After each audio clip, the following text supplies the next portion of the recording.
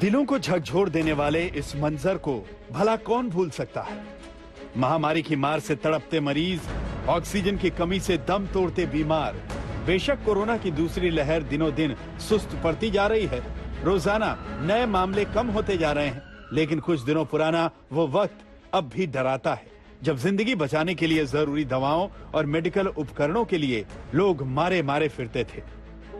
हालांकि सरकार ने अब कोरोना वैक्सीन और कोविड को हराने के लिए जरूरी सामानों पर जीएसटी को घटाने का ऐलान किया है। जीएसटी काउंसिल की 44वीं बैठक में कई अहम फैसले लिए गए। कोरोना वैक्सीन पर 5% जीएसटी बरकरार रहेगा। रेमडेसिविर दवा पर जीएसटी 12% से घटाकर अब 5% कर दिया गया है। Oxygen concentrators, ventilator, Covid testing kit और ऑक्सीमीटर पर भी जीएसटी 12% कम करके 5% कर दिया गया है। हैंड सैनिटाइजर और थर्मामीटर पर जीएसटी की दर 18% से कम करके 5% कर दी गई है। एम्बुलेंस पर जीएसटी रेट 28% से कम करके अब सिर्फ 12% हो गया है। तीसरी लहर के आने की आशंका से पहले सरकार का ये काफी अहम फैसला माना जा रहा है। There are 4 categories: medicines, oxygen generation equipments, testing kits and other machines. Fourth, other COVID-related relief material. So the taxes on these were considered, and GOM suggested altering the rates. In none of them has the GOM recommended for an increase in the rates, existing rates, or further bring them down. GST council की बैठक में एक बड़ा फैसला ये भी रहा कि ब्लैक फंगस महामारी की जरूरी दवा पर अब कोई टैक्स नहीं लगेगा। टोसिलीजुमैब और एम्फोटेरिसिन बी इंजेक्शन पर अब जीएसटी 5% से घटाकर 0 कर दिया गया है।